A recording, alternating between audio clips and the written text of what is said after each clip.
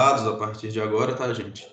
Sorriam e não deixem o microfone aberto, por favor. Então, vamos lá. Mas quem quiser perguntar, abre o microfone, faz pergunta. Não me deixa aqui sozinho, não, porque parece que eu estou falando aqui com essas paredes aqui e fica muito ruim. Hoje a gente vai falar de dano patrimonial e extrapatrimonial, porque a gente estudou sobre os danos, sobre os atos, né? As ilicitudes, os atos ilícitos que eles geram dano, e a gente vai estudar hoje alguma mensuração desse dano e como esse dano, pode ocorrer. Então, a gente tem isso aqui, ó. Está na apostila de vocês. A princípio, o dano, que é uma lesão a bem ou interesse juridicamente tutelado. Essa parte em vermelho aí eu que pus, que eu acho uma forma mais fácil de entender o dano. É uma subtração ou diminuição de um bem jurídico. Esse é o dano, tá? Quando você tem seu bem jurídico subtraído ou diminuído, tá? Você sofreu um dano. E esse dano vai se dividir em patrimonial e extrapatrimonial. O dano patrimonial é a diminuição patrimonial relacionada a bens corpóreos ou incorpóreos. Meu Deus do céu, o que é isso? A gente vai estudar. E o dano extrapatrimonial é a lesão a direito ou interesse extrapatrimonial. Vamos estudar também. O patrimonial divide-se em dano emergente e lucro cessante, tá? Diminuição patrimonial atual e perda de lucros, aumento do patrimônio. Prováveis. Vamos estudar cada um? Primeiro, os danos patrimoniais são os prejuízos relacionados a bens corpóreos.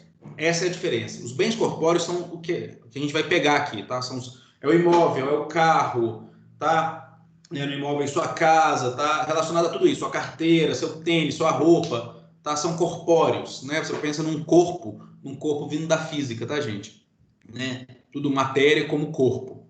E aí, os incorpóreos, a gente pensa num crédito, num direito autoral, né? Você pode causar dano patrimonial ao direito autoral da pessoa, ao crédito, nesses sentidos assim. Então, tudo, quando a gente falar que os direitos patrimoniais dividem-se em corpóreos e incorpóreos, não confundam, tá? Porque a gente vai falar muito aqui de direito, né, de danos materiais, danos patrimoniais. Não se apeguem a essa parte de matéria, achando que matéria é tudo que você pode pegar. Não, o que você pode pegar é corpóreo. E o que você, no caso, não pode pegar seria incorpóreo, você não pode tocar. Mas tudo está dentro do dano patrimonial, do dano material. Tá? E essa é a definição que eu li para vocês do Cavalieri. Ok. Quando o patrimônio sofre uma diminuição constatável, desde logo, então no momento que teve a diminuição, tá lá, carro A e carro B. O carro A bate no carro B. Vocês estão vendo que o dono do carro A ele teve uma diminuição do seu patrimônio instantânea. Naquele momento ali, o patrimônio dele, o carro dele que valia 40 mil, passou a valer 30, né? Por exemplo. Então, ele teve uma diminuição instantânea. Então, o quê? Quando o patrimônio sofre uma diminuição constatável desde logo, ou seja, quando o acervo material é lesionado por alguém de maneira atual. Quando isso acontece, nós temos o dano patrimonial. Professor, quando que eu posso entrar com uma ação por dano patrimonial? É uma observação para vocês que você só vai entrar com uma ação com dano, em relação a dano patrimonial, sofrer algum dano patrimonial, se esse dano for atual. Como assim, professor? Se eu sofrer o dano há 3 meses atrás, eu não posso entrar? Pode, desde que o dano permaneça. Porque se alguém bate no seu carro, você sofreu um dano, essa pessoa paga, não faz sentido você entrar com uma ação cobrando dela o que quer que seja, no sentido do dano patrimonial, porque você já foi ressarcido. Então, é justamente para desafogar o judiciário e tudo, e porque não faz sentido essa ação, né? Ela não tem razão de ser, que você não vai entrar com a ação de um dano que já foi ressarcido. Por isso que o dano ele tem que ser atual. Você ainda tem que estar, digamos, sofrendo aquele dano. Então, se alguém bateu no seu carro, se a pessoa não pagou, aí você vai entrar com a ação, né, requerendo isso. Tá? Então, ele tem que ser atual no momento da ação judicial. E durante a ação judicial, se a pessoa te pagar, vai extinguir o processo. Ok? Claro. Se a pessoa pagar o que você acha que deve, o que tem que ser pago, porque às vezes a pessoa pagou menos, tal, aí você ainda permanece com o dano. Você não teve uma diminuição do seu patrimônio? Às vezes só que a pessoa quitou uma parte, ressarciu uma parte, não quer dizer que esse patrimônio está quitado, voltou ao seu original. Não, né? Então vamos lá, gente. Isso aqui, tudo que a gente está falando, está no artigo 402 do Código Civil. Peguem o código aí para a gente dar uma lida juntos. Quem quiser ler aqui na tela também, fica à vontade. Salvo as exceções expressamente previstas em lei, As perdas e danos devidos ao credor abrangem, além do que ele efetivamente perdeu, o que razoavelmente deixou de lucrar. Opa. Então, vamos lá. Vamos, como a gente sempre faz, pegar o artigo e ler do jeito que tem que ser lido. Salvo as exceções expressamente previstas em lei. A gente pode até fazer um estudo do porquê que esse artigo colocou expressões expressamente previstas, não pode estar intrinsecamente, não pode ser uma expressão, né, que não está de forma expressa na lei, mas a gente não vai se ater isso aqui, tá? Se não tiver escrito na lei, vai valer o 402. Então, vamos direto para o que o artigo diz. As perdas e danos devidas ao credor. Então, perdas e danos, guardem essa expressão, porque depois a gente vai entender o que está querendo dizer aqui. As perdas e danos devidas ao credor, então, no caso, a vítima, abrangem, além do que ele efetivamente perdeu, o que razoavelmente deixou de lucrar. Como assim, professor? E é por isso que os danos patrimoniais se dividem em... Vamos lá, para a gente entender esse artigo 402. Assim, se divide o dano patrimonial em prejuízos emergentes e lucros cessantes. O que razoavelmente deixou de lucrar são os lucros cessantes. E o que ele efetivamente perdeu são os prejuízos emergentes. Aquele prejuízo emerge ali naquele momento daquele dano. Vamos lá. Quando o dano vem diretamente da conduta, emerge, surge da conduta. O cara bateu no seu carro, o seu dano veio daquela conduta. Tá? Então, qualquer dano que você tiver nesse sentido, que emerge, que acontece da conduta, a gente vai chamar ele de prejuízo emergente. Né? É a grande maioria da gente. Na verdade, basicamente, todos os prejuízos que nós formos pensar aqui, nós vamos falar que é um prejuízo... Eita! Agarrou. Voltando. Nós vamos falar que é um prejuízo emergente. Vai agarrar mais umas 10 vezes essa palavra aqui. Tudo bem. Tá? Então, a pessoa bateu no seu carro, a pessoa te atropelou e você teve um prejuízo com aquilo, tá? Não vamos pensar na parte criminal, não. Você teve um prejuízo com aquilo, a pessoa jogou uma pedra no vidro, sua janela, você teve um prejuízo. Tudo isso é um prejuízo emergente. Teve a conduta da pessoa e imediatamente você teve o seu prejuízo. Um prejuízo que emerge, que surge da conduta da pessoa. Então, a pessoa bate no carro, o valor para consertar o veículo é o quê? Prejuízo emergente. Simples assim. Tá? Essa matéria de hoje ele é muito óbvia na sua maior parte, tá? Só no finalzinho que a gente tem umas peguinhas. Oi? É bom quando é óbvio, porque é tão difícil ter alguma coisa óbvia aí. Não, mas hoje é óbvio. Hoje é mamãozinha com maionese, hoje é tranquilinho. Então, gente, esse é o prejuízo emergente. Aí você pensa assim, só não se apeguem ao prejuízo emergente ser tudo que a gente fica pensando apenas em matéria. Lembrem-se, não é só matéria. Olha só um exemplo. Comprar remédio para me tratar de ferimentos causados por outra pessoa em uma briga, isso é um prejuízo emergente. Entende? Não é só a reparação do vidro da minha casa, do meu carro. Não. Eu tô lá sentado, vem um cara, me dá um soco, eu caio no chão e quebro um dente. Eu vou comprar o remédio, o que for, ou o tratamento, ou o que for, e vou cobrar dele. Esse meu prejuízo não emergiu da conduta dele? Então, é um prejuízo emergente. Tá? E também, olha aqui, ó, nós estamos nos danos patrimoniais. Foi um dano ao meu patrimônio, que eu tive que gastar dinheiro com remédio, com dentista, com o que for, pelo o soco que ele me deu. Um prejuízo emergente. Não se apeguem, senão vocês vão errar questões, né, na vida, não se apeguem apenas ao patrimônio, nesse sentido. Apesar disso ser patrimônio também. Mas não se apeguem à materialidade do patrimônio. Tá? Pode ser bens corpóreos e incorpóreos. Então, nesse segundo exemplo, comprar remédios para me tratar de um ferimento causado por outra pessoa em uma briga é um prejuízo emergente, incorpóreo. Prejudica o meu patrimônio. Professor, tudo bem, mas então, se tudo se encaixa no prejuízo emergente, onde estão os lucros cessantes? O que são os lucros cessantes? Gente, olha só, vamos dividir os dois aqui para vocês entenderem. Além do que ele efetivamente perdeu, o cara bateu o carro, além do que ele efetivamente perdeu, dano emergente, a vítima pode requerer indenização pelos lucros cessantes, que seria o quê? Aquilo que ele razoavelmente deixou de lucrar. Como assim? Voltando para o exemplo da batida do carro. João está no carro e bate atrás, totalmente errado, de José. Mas vamos supor que José seja um taxista.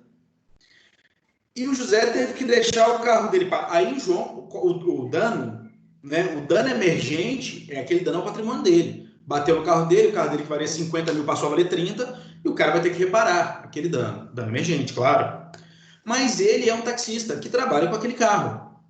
E por causa da batida, o carro dele teve que ficar 10 dias parado. Então, ele deixou de lucrar durante 10 dias com o trabalho dele. E a lei foi muito cuidadosa ao colocar assim, razoavelmente deixou de lucrar. Porque vocês imaginam o que viraria isso? Ah, não, mas você bateu no meu carro e eu trabalho de Uber. É mesmo? Quanto você tira por mês? 10 mil por dia. Quanto você tira por dia? 10 mil reais por dia de Uber aqui. Né? Não que não possa, né? Mas tem que provar isso. Por isso que fala razoavelmente. Você vai fazer uma média. Não tem como você provar o que ele perdeu, que ele deixou de ganhar, né, no caso. Por quê? Porque às vezes ele, naqueles 10 dias seguintes, não ia conseguir quase nada. Iam ser dias péssimos. O pneu dele ia furar ou ia acontecer algum problema. Não dá para saber.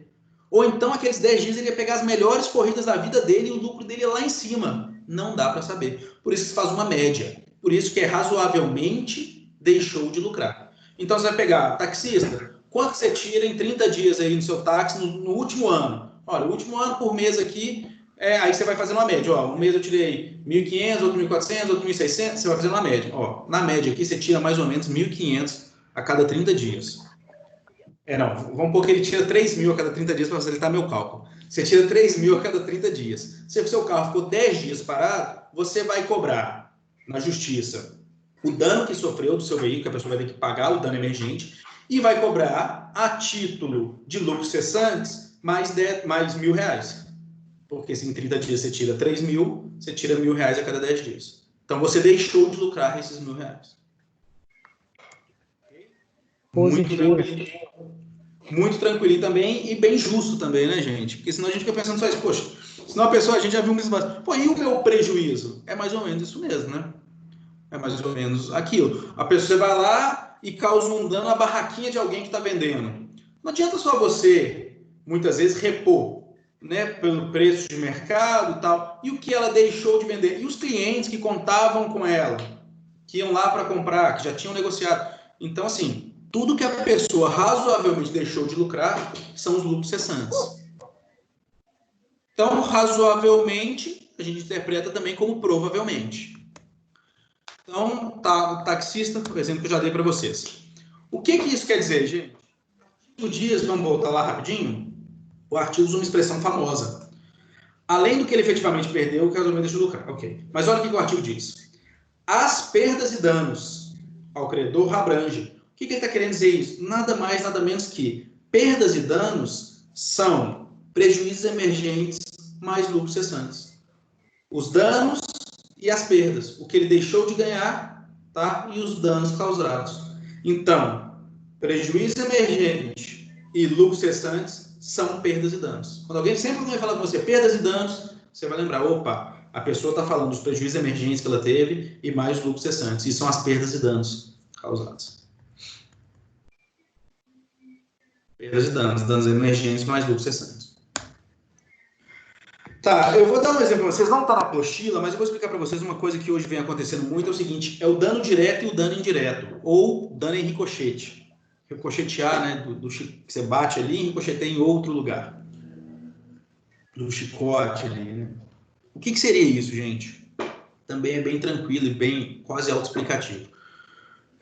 Vamos supor que você atropele com seu carro uma mulher e ela se machuque, né? Tá. Ela se machucou ali e você teve que pagar, né, de dano emergente do que você causou nela ali, ou a reparação do rosto dela, ou o que for que ela teve de prejuízo ali. Você vai ter que pagar também um lucro cessante, talvez, porque ela trabalhava de alguma forma, né? Ela trabalhava como doméstica, por exemplo, e não pôde trabalhar durante 10 dias. Então, ela deixou de ganhar durante 10 dias. Ou ela era diarista, por exemplo, né? Só que o dano indireto é o seguinte, é a pessoa que você indiretamente prejudicou com a sua ação. Suponhamos, os filhos dela. Os filhos dela contavam com ela trabalhando para que eles, né, tivessem seu sustento. Então, eles podem entrar numa ação de dano indireto contra a pessoa que causou esse dano. Tá? Muitas vezes, ela trabalhava como babá num lugar, ela deixou de chegar nesse lugar porque você a atropelou, a pessoa deixou de sair de casa porque a babá não chegou e perdeu um importante negócio. Olha como é que o seu dano foi indireto, dano em ricochete. E ela também pode te cobrar. Tá? O exemplo da mãe atropelada, filhos entra com ação. Mas não esqueça o exemplo também, a mãe... Sim, Mas, pode professor, falar. no caso aí que nem você falou, se o cara pagar por perdas e danos, o lucro cessante já abrange esse dano em ricochete ou não? Nem sempre. Suponhamos, o lucro cessante pode abranger o dano em ricochete da mãe com os filhos, Isso. mas ele não vai abranger da mulher que estava esperando a babá chegar em casa. E aí, se ela tiver que contratar uma outra pessoa, ele tem que pagar até a empregadora dessa mulher que ele atropelou?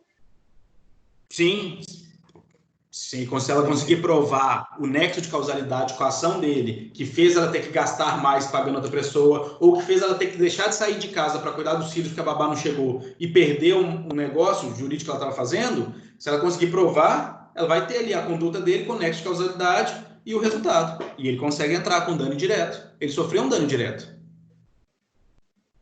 Então Tá? tá, entendi. Claro que o judiciário toma cuidado para isso não ser uma bola de neve infinita. Senão todo mundo vai se prejudicar no futuro, né? E assim, e aí você vai falar assim, poxa, mas se aquele carro ali não tivesse batido, eu não tinha chegado atrasado, se eu não tivesse chegado atrasado, eu não tinha perdido emprego. Tá? Mas aí a gente não pode considerar nessas ações que você tem imprevisibilidade, que essa imprevisibilidade você precisa contar com ela. Tá? Por isso que vai ter que comprovar muito bem a conduta, o resultado e o nexo de causalidade. Então, essa ação de dano direto, por isso que ela nem está na postura de vocês, e eu acredito que vocês vão estudar no direito civil um pouco mais para frente, ela realmente precisa provar que a conduta da pessoa e o resultado tem um nexo de causalidade que causariam aquele dano direto nela. E o juiz vai entender se realmente teve ou se ela podia se prevenir. Poxa, você tinha um negócio para sair, você tinha um negócio tão importante, você não pensou se caso ela não aparecer, se caso der um problema, você tem que contar também com o caso fortuito e força maior, que pode acontecer, e se ela tivesse ficado presa no trânsito, então assim, né, há limites, mas isso é no caso concreto, só mostrar para vocês que existe o dano indireto também, tá bom? Professor, Sim. nesse caso do ricochete, quem se sentir lesado é que entra, então, diretamente contra a pessoa que causou? Contra a pessoa que causou. Embora essa mulher poderia entrar contra a babá e a babá poderia fazer um chamamento ao processo da pessoa que atropelou ela. Mas também poderia entrar direto, não tem problema não. Se ela entrar contra a babá, é dano direto. Se ela entrar contra a pessoa, é dano indireto. Tá? E um outro exemplo clássico, gente, é a calúnia contra os mortos. Quando alguém calunia alguém que está morto, quem vai entrar com a ação são os familiares. Eles que se sentem ofendidos. O morto não vai poder ser, né, o passivo da ação. Quem vai entrar são os familiares. Por isso que aí é um dano direto. Peraí, você está caluniando meu pai que faleceu? Não, eu vou entrar com ação contra você. Foi um dano direto. Você me ofendeu com isso, falando do meu pai que está morto, falando que ele era matador, que ele era homicida, que ele era assaltante, ou o que for, né? Então, o exemplo clássico é a calúnia contra os mortos. Quem entra são os familiares, tá? Pedindo perdas e danos. Ok? Ô, Fernando, sim. Fala mais um pouquinho desse exemplo da mãe atropelada aí, fazendo favor. Algo específico ou não, no geral, que você falou? Na verdade, assim, eu estou tentando compreender esse negócio do ricochete aí direito aí. Ah, tá. Só vou explicar para vocês, mas não se preocupem, tá, gente? Isso aqui eu pus como observação, não tem na apostila de vocês, não vai ser cobrado nem nada. Vocês ainda vão estudar mais para frente. Funciona da seguinte forma. Quando é causado dano a uma pessoa, pode-se observar se indiretamente você não prejudicou outras. E dependendo de como foi esse ricochete em outras pessoas, elas podem entrar com uma ação de dano indireto. Tá? Quando você briga com alguém de um prédio e você acaba na briga com a pessoa ali e tal, você acaba danificando o portão daquele prédio. Você tem um problema com aquela pessoa, mas em ricochete, indiretamente, você prejudicou todos os moradores do prédio. Entende? Então, assim, por isso que chama o dano indireto ou dano em ricochete. Você, às vezes, não que você tenha com dolo, tá, gente? Nós agimos que o dano, essa conduta ilícita, por culpa também. Você, às vezes, atropelou uma pessoa, claro, sem intenção disso, né? E você pode ser que ricocheteie essa situação e cause dano a outras pessoas em volta, e não só aquela que você causou. Então, é bem simples de entender o conceito. Na hora de jogar no caso concreto, ele fica complexo, mas o conceito é bem simples. Se quem está entrando com uma ação contra mim é quem eu causei o dano, é uma ação de dano direto. Se a pessoa que está entrando com a ação é uma pessoa que indiretamente não foi a quem eu causei o dano, mas que indiretamente eu prejudiquei, é um dano direto, um dano ricochete. Professor, Sim. Isso tem uma limitação a parente ou a terceiros, assim? Não. Isso vai ser caso concreto, tá? Caso concreto. Caso concreto. Mas Como eu tem te uma disse, razoabilidade desse... também, não tem? Oi? Tem uma razoabilidade nisso também, não tem? Isso que eu estou te falando. Justamente, ele é pura razoabilidade, por isso que é caso concreto.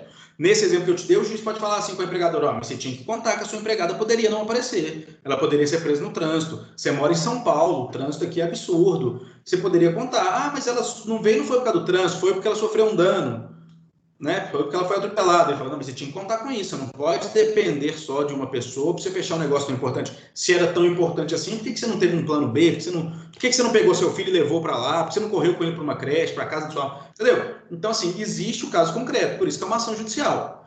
Não muda o fato da pessoa ter sofrido um dano indireto, não quer dizer que ela vai conseguir, né, a reparação daquele dano. Alguns casos sim, outros não. Tá? Ok.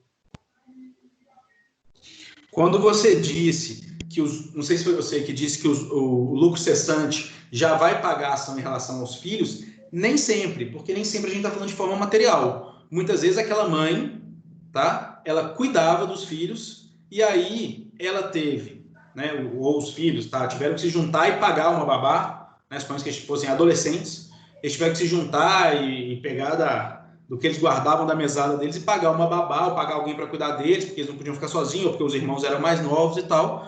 Então, por mais que exista um lucro cessante, não existiria um lucro cessante, porque essa mulher, suponhamos que ela não trabalhasse. Como que você vai ter um lucro cessante se ela não trabalhava? Ela não trabalhava, ela ficou de cama 10 dias e não tem lucro cessante aí. O que ela possivelmente ganharia, não tem, mas tem o que ela perdeu. Como que ela perdeu? Os filhos perderam dano indireto, eles tiveram que contratar uma babá, uma coisa assim, para cuidar dos filhos, porque ela ficou na cama 10 dias, tá? Então, assim, mas a cada caso a caso, vocês conseguem delimitar isso bem, isso é bem tranquilo. Bom, então agora que a gente viu o dano patrimonial, que é o mais simples, o mais claro, a gente vai dar um pouquinho de dano extra patrimonial. Existem duas correntes para ele, gente, e elas são... Vamos lá, vamos estudar as duas, pra vocês entenderem. Por que eu falo assim? Porque as duas são aceitas, tá?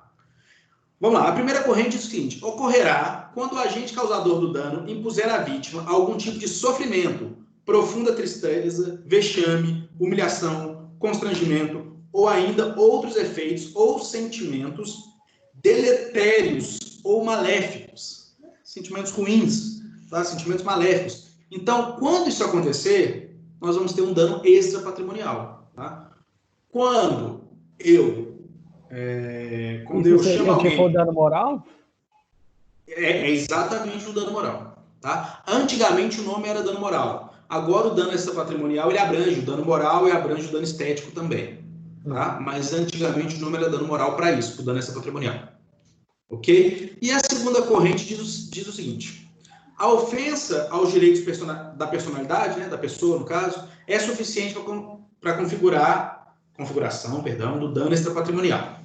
Quais são as diferenças aqui? Gente, olha só isso. E olha a crítica à primeira corrente. Quando que ocorre o dano moral? Quando o agente causador do dano impuser à vítima algum tipo de sofrimento, profunda tristeza, tal.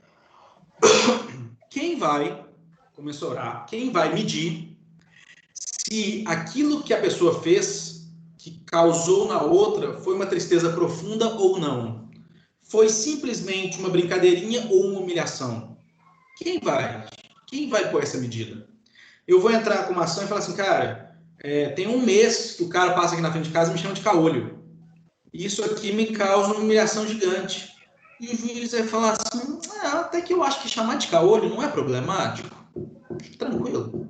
É muito subjetivo, não é? Exatamente. E essa primeira corrente, ela deixa na mão do juiz. E se vocês começarem a pesquisar sobre julgados disso, vocês vão ver que antes quase tudo era dano moral. Nos Estados Unidos, por exemplo, tudo é dano moral para eles, né? No Brasil, a gente caminhou um tempo por esse caminho. Tudo era dano moral. Tudo. A pessoa recebeu 2 cobranças, dano moral e tal. Tudo era dano moral. Porque fala que ela foi humilhada, que ela foi cobrada 2 vezes, tal. Ok. Com o tempo, os juízes começaram a inverter isso. E eles começaram a chamar de mero aborrecimento. Então, assim, isso aqui não é forte o suficiente, porque olha o que diz. Não tem sofrimento, não tem tristeza profunda, não foi um vexame, humilhação. Foi um mero aborrecimento. Tipo, acontece. E o mero aborrecimento não vai ser indenizável. Então, assim, olha, eles deixaram de trazer minha mala. Eles não trouxeram para mim a minha mala do voo. Eu quero entrar com uma ação tal. Mas sua mala chegou 2 dias depois. Não, é chato, mas, pô, é um mero aborrecimento.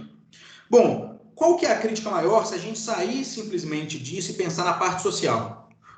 Gente, de onde vem 90 ou 99% dos juízes brasileiros? De onde vocês acham que eles vêm? Alemanha.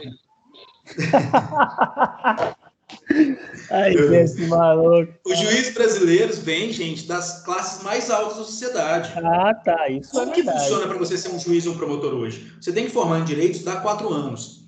Quem tem condição de... E aí, fala que você tem 4 anos, por quê? Você tem que ter 4 anos, né, de trabalhos jurídicos como advogado. O que 99,9% dos juízes fazem, e dos promotores? E eu já, né, encontrei com vários. Eles ficam esses 4 anos só estudando e assinando peça para algum amigo que tem escritório. Fala, amigo, você tem um escritório? Quando você fizer uma peça, deixa eu assinar junto. Porque depois ele consegue comprovar. Não, eu tive 4 anos de estudos jurídicos, né, de trabalho jurídico, na área jurídica.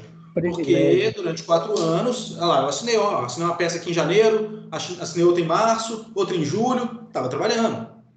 E já chegou a vez, eu fiz uma audiência uma vez em Lafayette, que o promotor chegou para mim, eu estava estagiário, trabalhava com advogado, o promotor chegou, a gente estava no criminal, a gente estava advogando com um cara, o promotor chegou e falou assim, aqui, o que eu faço?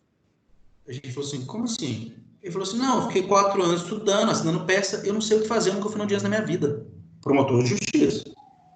A gente falou, olha, você tem que tentar condenar o nosso cliente, faz isso, e não, beleza, valeu, obrigado, e tal. E fez. Então, assim, de onde vêm os promotores e os juízes em geral? Quem que tem condição de ser bancado, normalmente pelos pais, durante 4 anos, sem ter nenhum lucro, para poder ficar estudando para passar na prova de promotor ou juiz? Então, assim, exatamente. Não desmerecendo, ou até pelo contrário, né, valendo mais ainda as pessoas que, né, que querem essa profissão, né, porque eles têm que querer essa profissão, e que estudam, trabalham, conseguem trabalhar, sustentar a família, estudar, ainda passando um concurso desse. Mas se vocês forem ver, 99% não é assim. É a pessoa que estuda o dia inteiro e que os pais a sustentam por 4 anos para ela passar num concurso desse. É quase um investimento, né? Ô filho, vou te bancar aqui 4 anos, quando você passar no concurso aí para juiz, você dá uma grana pro pai. Mas quem tem essa condição? São poucas pessoas, né? Ô, Fernando. Sim. Aqui, tem gente pedindo para aceitar para entrar na sala. Mas a sala tá aberta. Ué, só falou que tá na espera. Não, aqui, ó. Aqui para mim aparece, ó. Ninguém espera. Sala em aberto. Ué, fala para entrar e sair de novo. Pessoal, então. Tá bom, fechou. Ele deve ter entrado pelo primeiro link.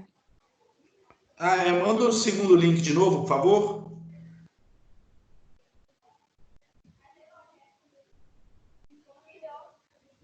Deixa eu mandar aqui.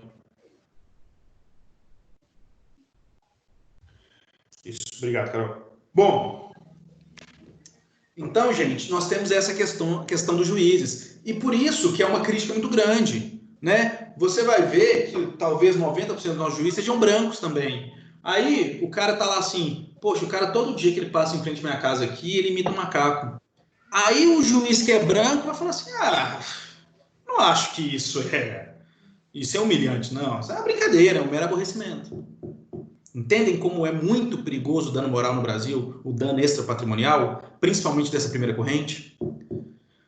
É interessante, ela delimita, ela fala mais, ela explica bem, só que ela deixa tudo na mão do juiz. E o juiz é um ser humano, gente. E que no Brasil, normalmente, passa parte das classes mais altas. As que estão menos acostumadas. Né? Oi? Fica arbitrário demais a mão do juiz. Fica complicado. E hoje acontece no Brasil. Então, assim, por isso tem muita crítica. Qual que é usada hoje no Brasil? Qualquer uma das duas. Tá? O juiz pode falar, olha, não demonstrou sofrimento, não demonstrou profunda tristeza, não demonstrou vexame, não demonstrou humilhação. Tá, ok. Ou pode usar a segunda. O que a segunda diz? que a ofensa ao direito, ofender o direito de personalidade já é suficiente para configurar. Não, houve um dano extrapatrimonial. Só que foi pouco, então a indenização vai ser pequena. Entendeu? A segunda corrente diz isso. Não, nós vamos considerar se ofendeu o direito de personalidade, né, a pessoa, a liberdade dela, ofendeu a pessoa, houve um dano. Pronto.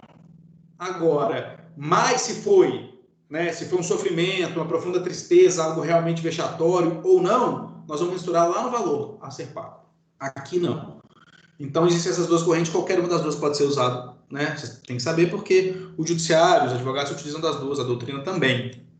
Mas pensem como essa primeira ela é complicada, tá? Porque é a mesma coisa, suponhamos. A Carol me conta um caso da vida dela e eu falo assim, Carol, nem acho que você sofreu tanto assim, não. Nem acho que isso foi tão triste assim, não. Poxa, nem acho que foi tão pesado assim, não. Que sou eu que não vivenciei, né? É a mesma coisa, a gente fala muito nesses lugares, e hoje é famoso esse negócio de local de fala, né? Eu tenho alguns pensamentos divergentes sobre isso, porque para mim, principalmente esse negócio das mulheres e tal, eu acho que é interessante a gente ouvir todos, né? Todos poderem falar, mas existe um ponto que nós homens não podemos falar, que é como elas se sentem. Tem como a gente dizer como que elas vão se sentir.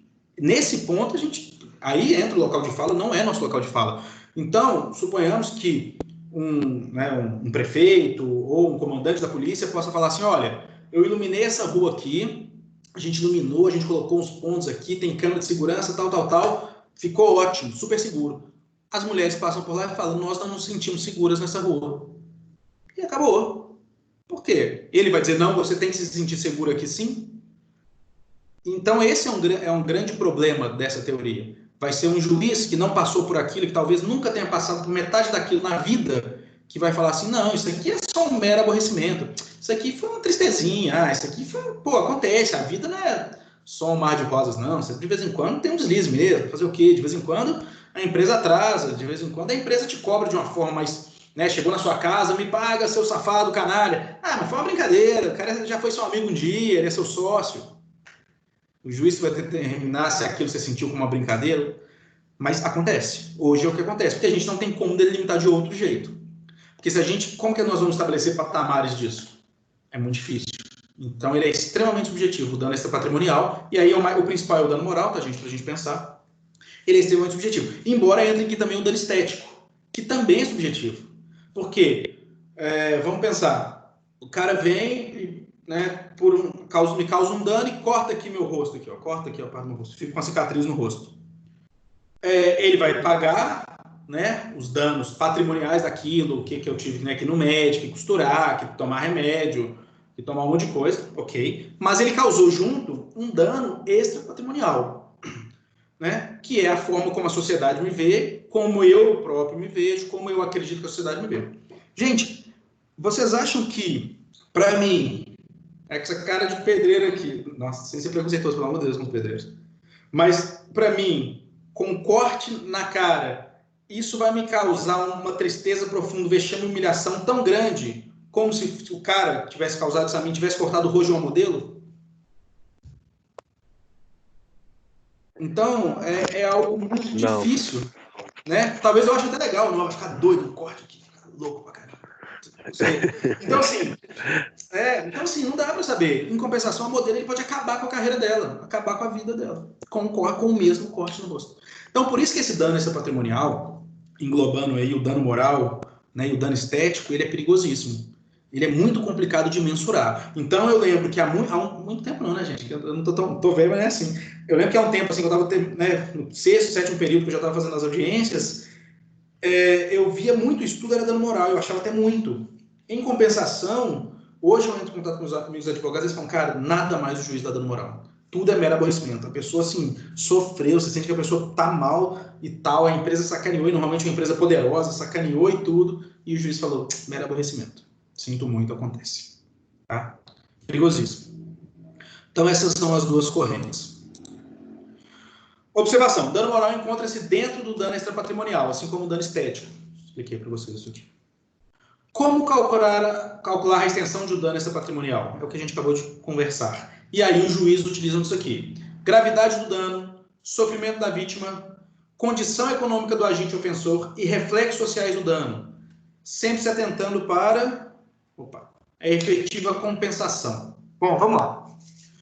Então, deixa eu ver quem está na sala. Tem Regis, esse é de Regis, porque para mim não aparece. Deve ser o Regis. Gravidade do dano. Então, vamos lá. O dano que eu causei ao Regis, né, um dano moral, vai ver qual que é a gravidade daquele dano. Foi grave? Foi sério mesmo? O quanto ele pode ter sofrido com aquilo? Aí entra na diferença. Da modelo sofreu absurdamente. Eu com corte no rosto, falei, mais uma cicatriz aí, dano, não faz diferença nenhuma. Quanto que ele sofreu? Condição econômica do agente ofensor.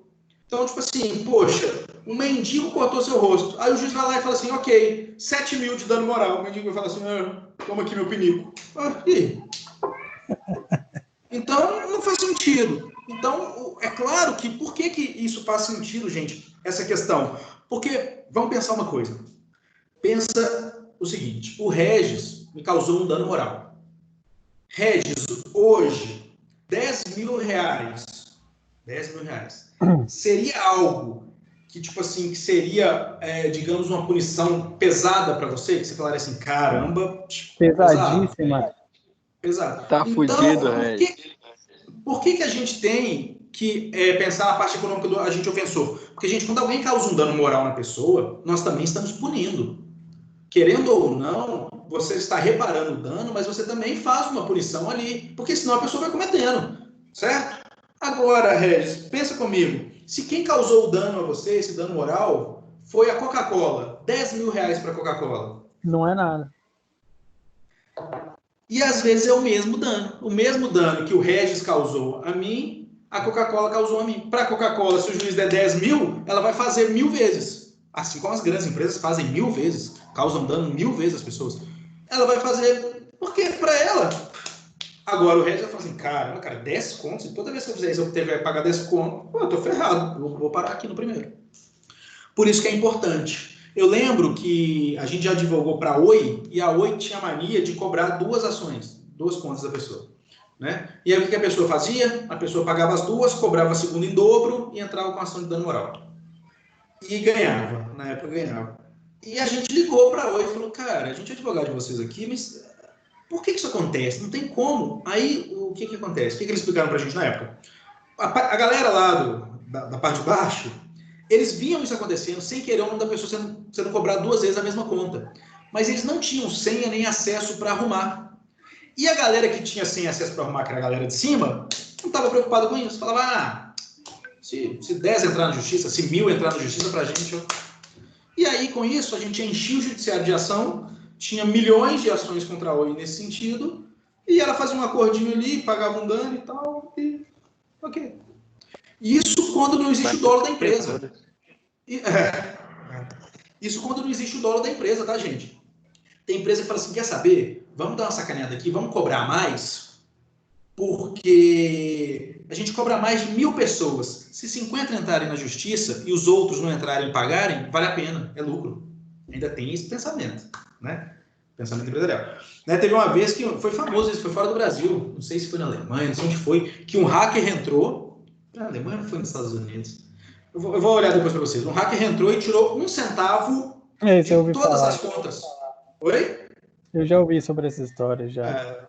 Ele tirou 1 centavo de todas as contas. O cara ficou milionário e, teoricamente, ninguém deu falta. Até uma senhorinha da falta ir lá no banco reclamar de 1 centavo dela. E eles perceberam que todas as contas perderam 1 centavo daquele banco, dos outros bancos. Aí perceberam que era quase que nacional e pegaram a pessoa.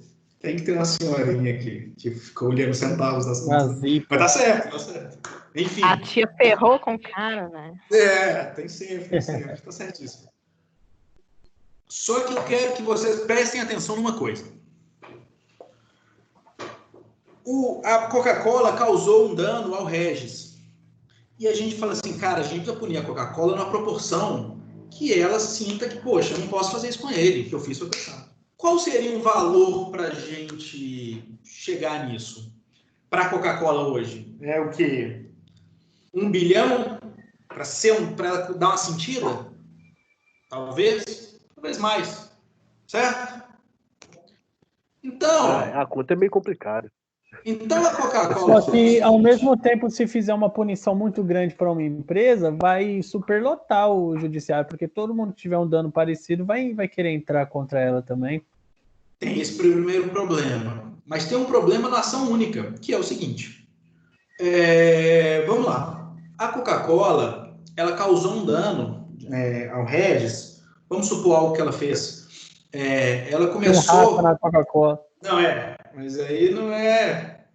Tá, vamos pensar no rato, então. Tinha um rato na Coca do Regis, quando ele pegou, todo mundo viu o rato na Coca, achou que ele bebia Coca com rato, espalhou no trabalho dele, o cara do rato, e ele, né, ficou triste, trancado em casa.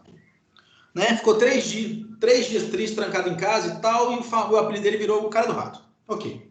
Igual do pão de queijo. Causado esse dano. Mas isso foi verdade. Meu Deus. Então, causou esse dano. Gente, então vamos mensurar de um lado. Para a Coca-Cola sentir, para aquilo ser, para a Coca-Cola sentir, a gente teria que dar 1 bilhão nesse dano moral. 1 bilhão. Vocês acham que é compatível a esses 3 dias ele ficar sendo chamado de homem-rato 1 bilhão? Não. É porque é muito difícil que nós temos que comparar dinheiro com sentimento, né? E aqui fica algo bem assim, né? Bem capitalista da nossa parte. Mas a gente tem que pensar assim, poxa, o sofrimento dele ser chamado de homem-rato, vale isso tudo? Vale 1 bilhão? Ok. Mas mesmo que a gente chegue assim, não, talvez vale e tal, ou não vale, mas a questão não é valer ou não valer.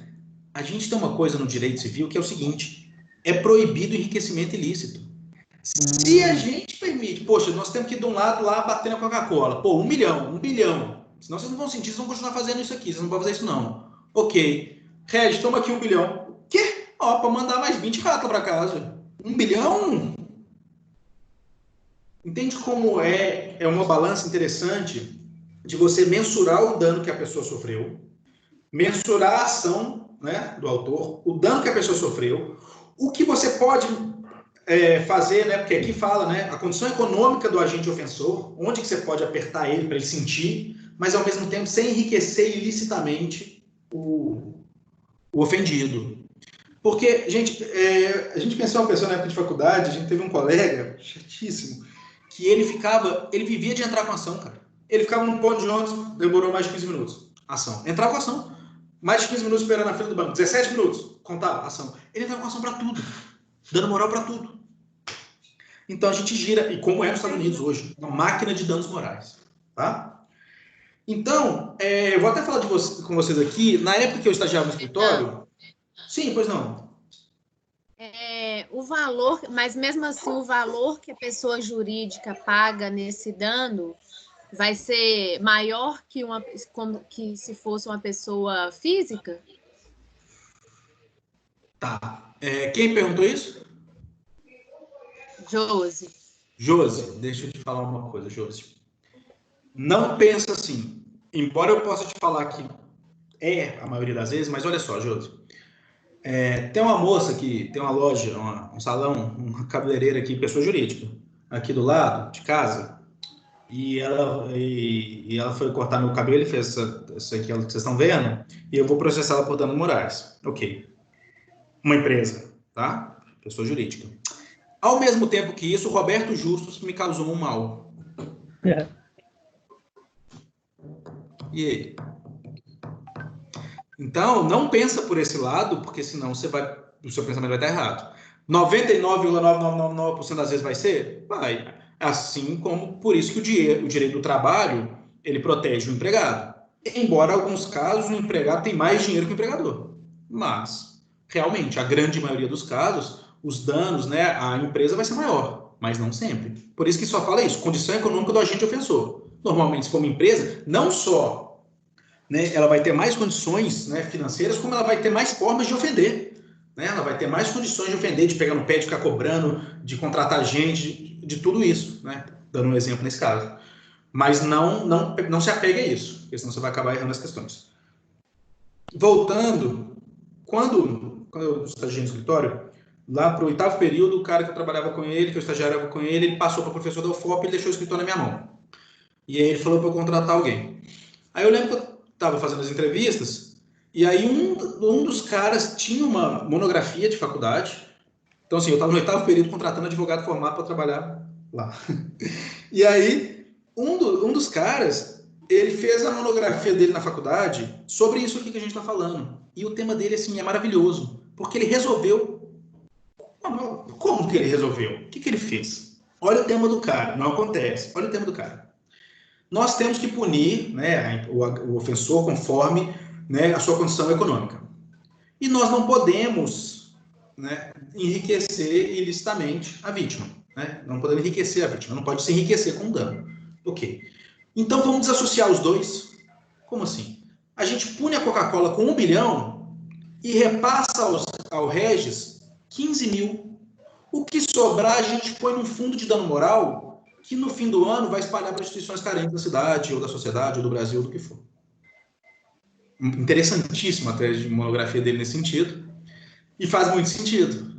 Né? Você consegue fazer as duas coisas aqui que a gente não consegue hoje. A gente não consegue. A gente não pode punir muito. A gente precisa punir a Coca-Cola para ela sentir no bolso, mas se punir muito a gente enriquece outra parte.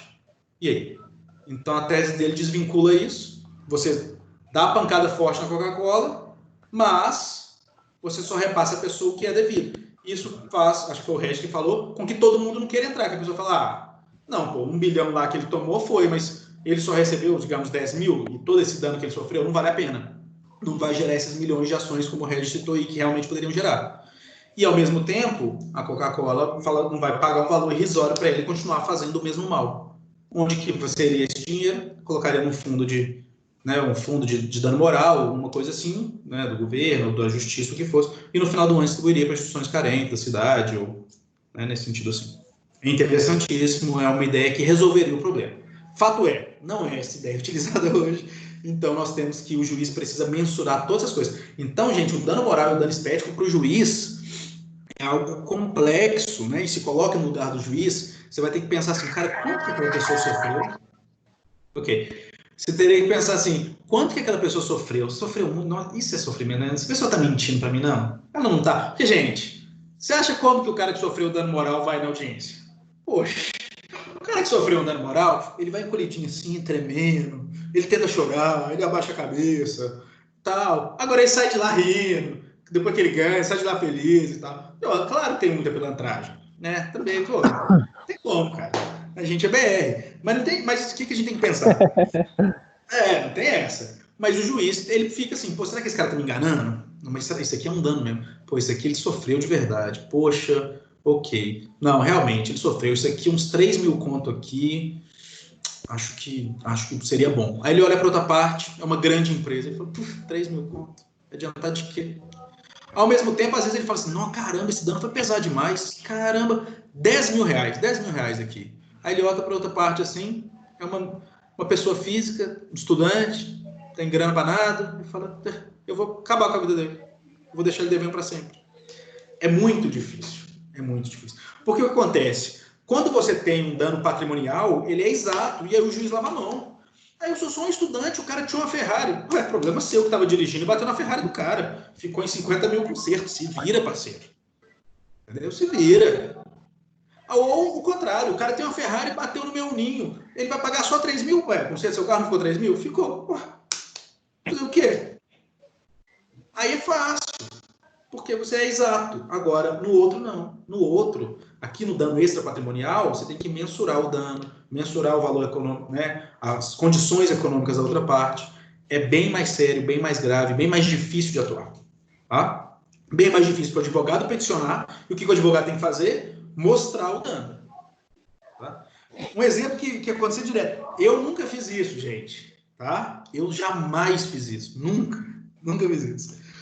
Tem uma pessoa que está com o nome negativado de forma errada, que é isso que acontece, a empresa cobra de novo, a pessoa não paga, o nome dela é negativado, né?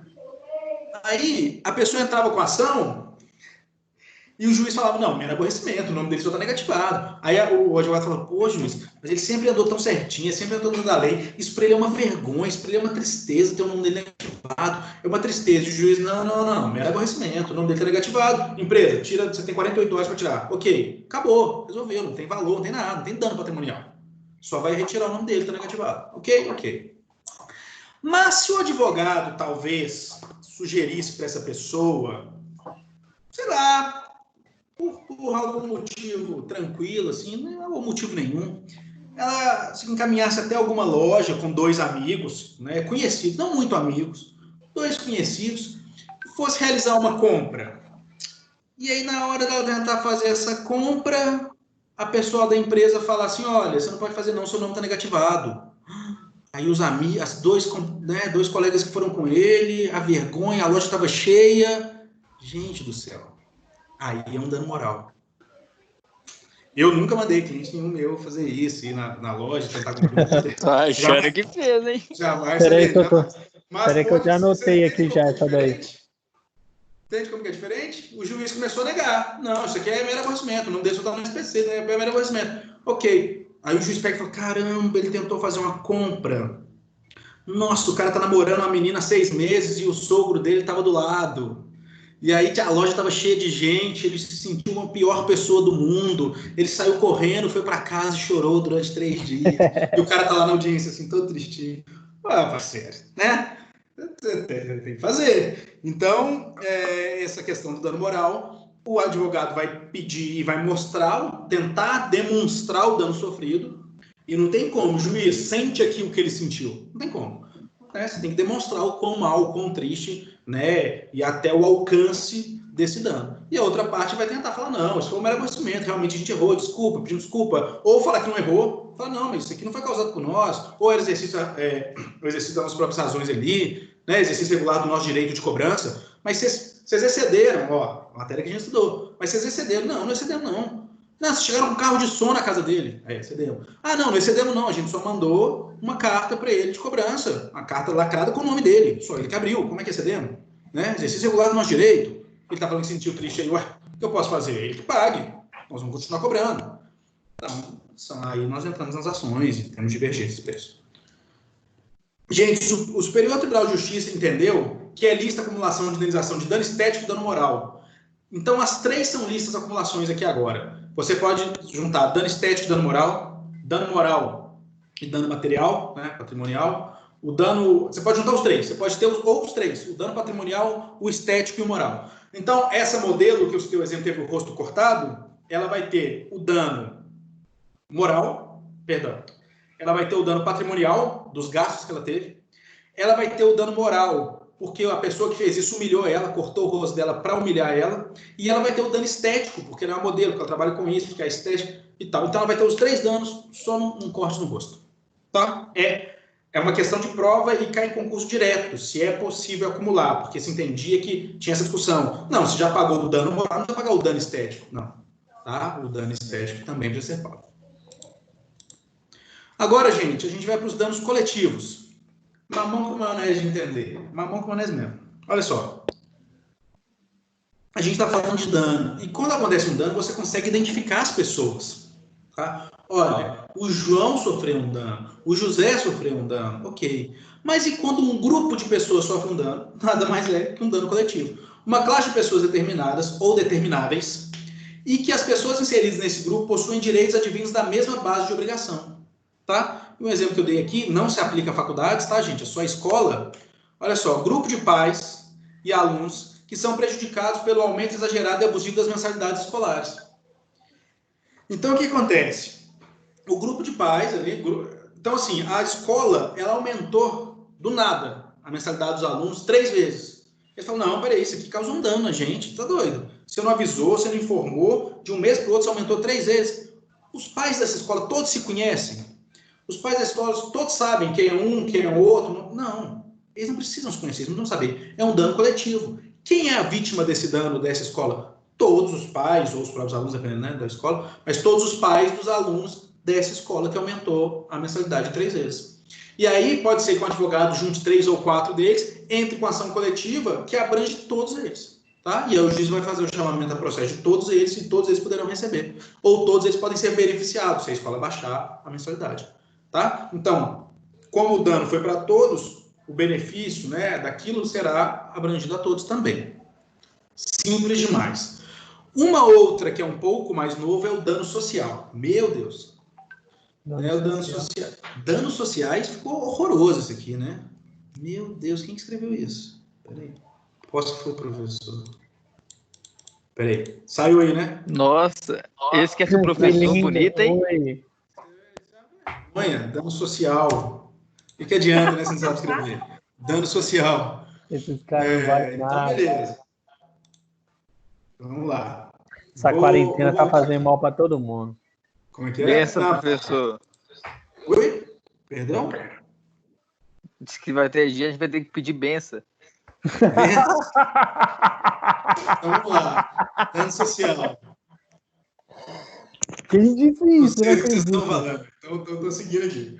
O dano social, ele é recente e ele é um pouco mais complicado. Então, nós vimos os danos individuais, o dano coletivo e o dano social. O que seria um dano social, gente? O dano social, ele não atinge grupo de pessoas, determinado grupo de pessoas, né, ou algo assim. Né? Ele atinge toda a sociedade. Quer um exemplo sobre isso?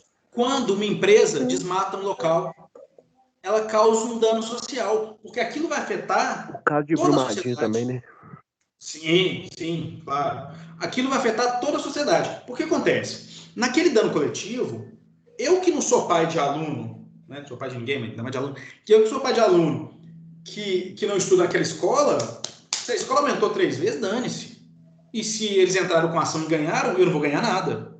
Agora, se uma empresa vai desmatando e tal, a questão do ar, né, a poluição, tudo isso afeta todo mundo. Só que aí entra um outro ponto. Para quem que essa empresa vai pagar? Para a sociedade inteira? Não. Aí, nesse caso, os danos sociais, eles são pagos para quem? Para algum fundo, né? Para alguma organização, para algum fundo. O juiz determina, entendeu? Ah, não, foi causado um dano, um desmatamento pela empresa tal no local tal. Não, então essa empresa vai pagar de dano social, né, a quantia de tanto para essa instituição governamental, não governamental aqui, que trabalha com o meio ambiente. Entende? Ele não é depositado para uma pessoa ou para um grupo de pessoas. Né? Como ele é para toda a sociedade, ele vai ser depositado para alguma ação em prol de toda a sociedade. Tá? Ele é novo, ele ainda é difícil porque não tem muitos exemplos, não tem muitas informações, os juízes estão começando a dar isso agora, mas ele acontece. Então, é recomposição a toda a sociedade e não apenas a determinado grupo de pessoas, que individualmente, talvez, sequer teria intenção de buscar indenização, são condutas socialmente reprováveis. Falta uma vírgula ali também, o professor está péssimo hoje. Então, o que acontece? Muitas vezes você está vendo aquilo ali desmatando aquela empresa, poluindo, e você nem pensa, vou entrar com ação contra essa empresa, né? Você nem imagina isso. Mas é reprovável, você fala, não, que absurdo, olha só, desmatando, olha essa empresa jogando, né, coisa poluente aqui no Rio e tal. Enfim, você até pensa, é reprovável, a sociedade fala, não, é só um absurdo, é reprovável, mas ninguém pensa assim, individualmente, pô, vou entrar com ação, vou ganhar grana, né? Não é assim. O dano que ela causa é social. Ela não quebrou o vidro da sua casa, ela não foi na sua casa e causou um problema. É um dano social. Se é um dano social, a reparação dela também vai ser uma reparação social para algo que atinja toda a sociedade, do outro lado, do lado bom, claro. Tá? Empresa que causa um dano ao meio ambiente e a toda a sociedade, no geral. Pode ser também, gente, que a empresa cause um dano à sociedade e, dependendo da especificidade daquela empresa, ela pode pagar, suponhamos, aos trabalhadores das minas de carvão do local tal. Causou um dano àquela cidade, àquela região, mas a compensação do juiz falou, não, essa empresa mexe com essa área, está nessa área, ela vai pagar a isso aqui, a associação dos representantes dos carvoeiros, alguma coisa nesse sentido. Tá? É um dano ainda muito inicial no Brasil e tem que tomar cuidado, porque senão tudo vira um dano social, né? Porque acaba que tudo pode vir a gerar um dano social. Então, assim, não é esse dano de regresso, que ele não existe. Aquilo ali que a gente entrou na ação da mulher com a babá. O juiz não aceita esse dano de regresso no sentido assim, vamos supor que o juiz entenda que o fato do cara ter atropelado a mulher não foi um dano indireto à moça que estava esperando ela com babá. Aí ela teria que entrar com a ação de juiz falando, não, isso é ação de regresso, não é aceito. Porque senão a gente vai falar assim, poxa, o cara que bateu no outro no meio da avenida, causou um dano a toda a sociedade. Porque todo mundo aqui ficou parado esperando o trânsito. Então a gente não pode banalizar o dano social. Tomem só cuidado com essa parte. Tá? E agora vem a mais complexa. Perda da chance. O que é a perda da chance? É aquela moça bonita que você nunca falou com ela? Talvez. Prescrição? Não. É a perda da chance mesmo. O nome é muito claro nisso. Você tinha uma chance e por uma atitude de uma outra pessoa, você perdeu a chance. E aí? E aí eu tenho que ser indenizado pela Atitude da outra expectativa. Oi? A atitude da outra pessoa perdeu a chance? Você perdeu a chance pela ação de uma outra pessoa. Ela não te deixou tentar. Como assim, professor? Olha lá. A perda da chance terá caráter patrimonial, né? Ela terá caráter patrimonial e será também extrapatrimonial se o interesse buscado se revestir de aspectos extrapatrimoniais. O que o Amaral quis dizer é o seguinte: se a perda da chance for uma perda de uma chance de algo patrimonial, né, ela passa a ser uma perda de chance patrimonial. Se for uma perda de chance de algo extrapatrimonial, passa a ser uma perda de chance extrapatrimonial. Só isso, pra vocês entenderem. Mas vamos lá. O amigo que você pediu para fazer um jogo da Mega Sena, esse é clássico. Você veio e falou: Regis, faz esse jogo aqui para mim da Mega Sena. É esse número. Ah, faz, cara. Daí, né, dá aqui. Ele vai lá. No dia seguinte, você vai acompanhar e sai aqueles números, cara. Ganhei. Nossa, ganhei. É os meus números, tal. Regis, ganhei, cara. Passa aí um negócio pra mim buscar lá. Ô, cara, esqueci de fazer o jogo. Perda de uma chance. Tá? Perdeu a chance. Por isso que chama perda da chance. Olha como que é interessante, gente. No caso, né, a pessoa que pediu o Regis para ir lá fazer o jogo para ele pode reivindicar da Mega Sena o valor dele? Acho que não. Não, porque assim, era só uma chance.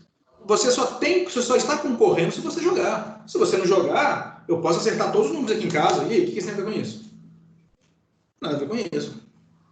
Então, você não pode reivindicar da Mega Sena e tal. Você vai reivindicar do seu colega o valor da Mega Sena? Não. Porque você perdeu uma chance. Mas você pode reivindicar algo dele. Algo dele é isso que eu falo assim. Você realmente pode entrar com uma ação de perda de chance, o juiz entender e fazer com que, né, aí nós vamos nos basear de novo, nesse caso, né, não vai nos basear no valor que você deixou de ganhar. Vai se basear, mas não vai ser esse o pagamento. O juiz vai falar, olha, né, você também podia ter ido lá fazer o jogo, você também podia ter sido mais precavido, né? Então, assim, não vai jogar tudo nas costas dele, mas pode ser que ele tenha que te pagar valores por esse dano que ele causou. Tá bom? Mas tem mais. Ah, mas que um couro ele ia tomar, ele ia, né, gente? No mínimo. Oi? Como é que é?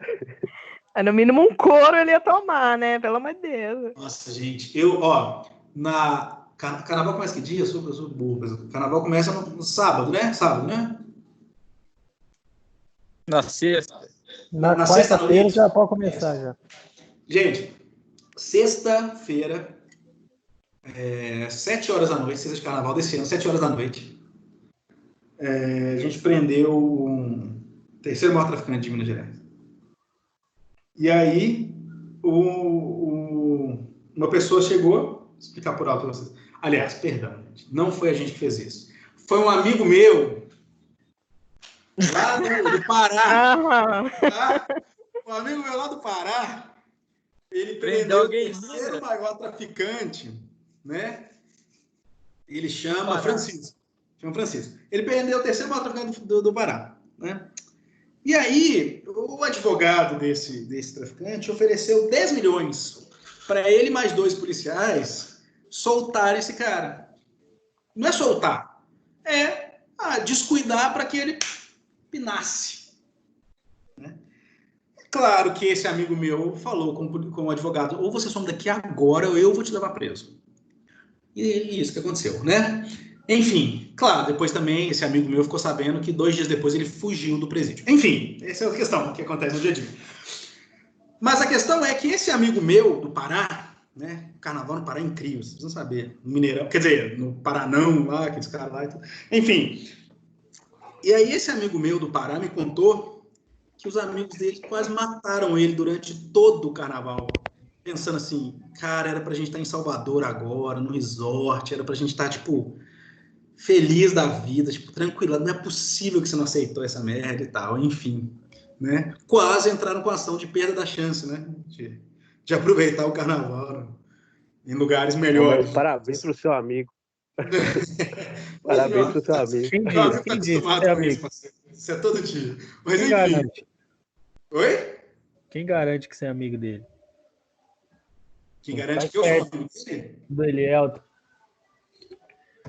O Elielton? Não entendi. Segue, deixa quieto. É que o Regis tá vendo. Eu não entendi, não. Então vamos lá. Você tá bebendo aí, Regis. Quem dera, eu tô com sede mesmo. Essa segunda aqui, gente, voo Você atrasado começou a não falar de consegue entrar no carnaval, pô. concurso. Isso do voo atrasado existe divergência na doutrina. Tem doutrinador que fala que não, isso é um mero aborrecimento, não tinha como, né? Ele podia ter pensado melhor, ter feito outra estratégia, não tinha jeito. Agora, imagina um cara que estudou 4 anos para um concurso, que a gente está falando aqui agora, né? Não vou falar qual, estou 4 anos para um concurso. E aí ele sai com um tempo hábil certinho para chegar no local com 5 horas de antecedência, e ele estudou pra caramba, ele está confiante que ele vai passar nesse concurso. E o voo dele atrasa 7 horas. Ele pode entrar contra a banca e requerer a vaga dele? Requerer a anulação do concurso? Mas ele pode entrar contra a empresa de voo, pedindo remuneração até ele passar no concurso. Então, seria pesado, né? Pode ser uma coisa. Mas quem garante que ele ia passar no concurso? Essa que é a questão, né? Nessa questão, é essa outra questão. Porque dos números, o cara consegue até mostrar que deu os números para ele. Embora, gente, o que o Regis iria falar para mim na frente do juiz? Ele está inventando que ele me deu os números, ele nunca me deu esses números aqui. Claro, né? É bobo. Mas a gente tem que trabalhar com as situações hipotéticas. Quem garante que esse rapaz ia passar no concurso? Ele estudou 4 anos, ele ficou nervoso, ele errou as questões, ele não viu que tinha um gabarito, ele passou errado, ele marcou B com A, C com X, X com J. Lá, nada garante. Mas ele perdeu a chance de tentar. E essa é a questão aqui. Muitas vezes a chance não é certa, mas é a chance de tentar. Por isso que você não vai pagar, como você falou, o salário do mesmo da profissão que ele ia ter, ou o valor integral, porque nada garante. Tá? Nada garante que ele conseguir. Nada garante que na hora de preencher lá ele ia pôr o mesmo jogo, podia errar o número, marcar errado. Então, assim, é a chance de tentar que se perde. Né? Um outro exemplo, e esse está acontecendo muito, é o seguinte: a chance de cura. Como assim? O cara vai até o médico e o médico dá um diagnóstico errado. E aquela pessoa começa a fazer um outro tratamento. E ela vem a falecer ou ficar muito mal. E ela entra contra o médico contra a perda da chance de cura, porque se ele tivesse dado o diagnóstico certo, ela tinha uma chance maior de se curar. Garante que ele ia ser curado? Não, porque essas coisas não dá para saber. Mas ela perdeu a chance, e esse é pesado, e ela perdeu a chance de tentar se curar. Entende como a perda de chance é melindroso, é complicado, e ela está vindo forte hoje no Brasil. O Brasil está acontecendo muito essa perda de chance, né? Algumas ações são loucas, porque, né, tem algumas ações malucas sobre isso, mas tem muita ação interessante, principalmente essa do diagnóstico errado. Então, em suma, para vocês verem como é interessante, olha só, a pessoa perderá a chance de saber se sua possibilidade de chegar ao resultado final será bem sucedida ou não. Então, ela perderá a chance de saber se a sua possibilidade de chegar até o final. Note que, sendo dano uma lesão a um direito ou interesse concretamente tutelado, a própria chance constitui esse direito. Mas você está protegendo que direito? Ele não passou no concurso ainda? Você está protegendo que direito? Ele não foi curado? Você está protegendo que direito? Né? Ele não jogou? Ok, eu estou protegendo o direito de tentar. O direito de ter chance. É quase que, tipo assim, gente, é o direito da esperança isso aqui. Eu estou tirando, você tirou da pessoa o direito de tentar. Poxa, a pessoa podia ser curada, ela podia ter uma cura ali. Você tirou dela o direito de tentar. O direito de ter chance. Ok? Então, a própria chance constitui esse direito de interesse. A lesada, afrontada a chance, ocorre o dano. Então, se você lesou, você afrontou a chance da pessoa de tentar, você já causou o dano a ela. Então, assim, ele é também, assim como um dano moral, difícil de mensurar. Nós vamos ver a ação da pessoa, até onde foi a ação dela, o que ela fez, né? Esse caso do erro médico, gravíssimo no caso, algum outro erro do voo atrasado, talvez nem tanto, mas para a vida da pessoa, como é que você vai mensurar? O cara estudou 4 anos, aquele era o concurso que só acontece de 4 em 4 anos, você imagina isso? O do então, voo assim, é grave também. Oi? O do voo também é grave. Grave? Não, sim. Eu sinto a dor do cara. Mas a gente pensando em patrimônio, né? A gente pensando em mensuração de patrimônio, a vida em relação ao salário do cargo, né? Né? Mas eu falo assim, é difícil de mensurar. Vai caber ao juiz entender se aquela perda da chance era mais concreta de acontecer ou menos concreta, se realmente a pessoa, a empresa, contribuiu para que ele perdesse a chance, a esperança, ou não, contribuiu mais, contribuiu menos, para ele fixar um valor àquela chance. Quanto vale a minha chance? É isso. Sua chance, a sua esperança, a sua chance vale tanto nesse caso concreto. Ok? E agora é a chance de vocês. Vamos lá. Boa sorte.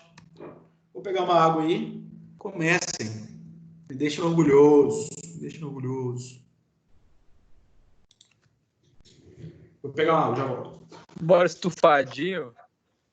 Oi? Não, chamando o pessoal pra ir no estufadinho depois da aula. Quem me dera. Vamos lá, responda aí, já volto.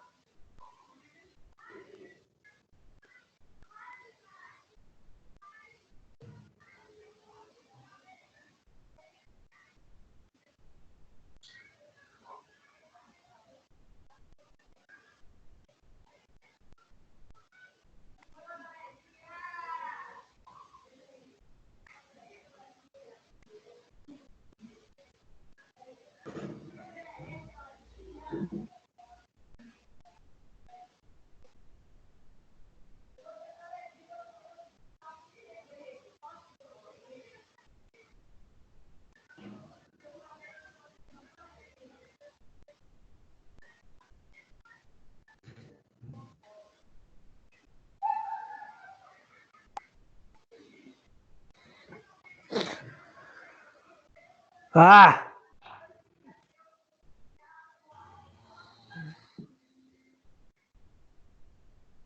Ô, Matheus. Que isso, Regis? Você não Oi. vale nada, Matheus. Esses meninos estão com problema, gente. Não tem Fica coisa zoando, não, não. fica zoando o cara aí, mano. É bonito. E aí, cara, pessoal? É bonito. Assistiram aí, não?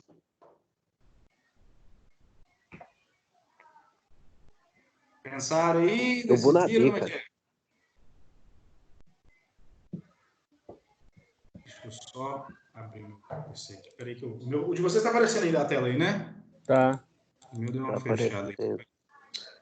Outra vez, sentido. Aliás, deixa eu parar essa aula, parar a gravação.